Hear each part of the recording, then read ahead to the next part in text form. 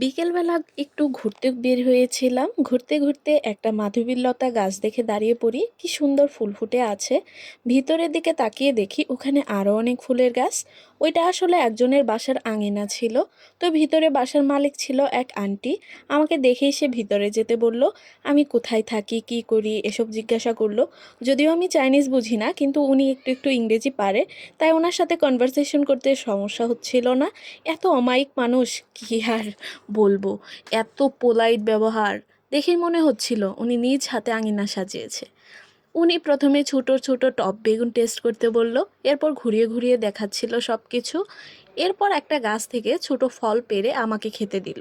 এটা দেখতে অনেক বেশি কালারফুল ছিল, বাট খেতে পুরাই কামরাঙার মতো। কাঁচাগুলো দেখতে ঠিক হড়বড়ের মতো।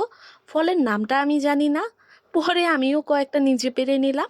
অবশেষে আন্টিকে ধন্যবাদ জানিয়ে চলে আসলাম।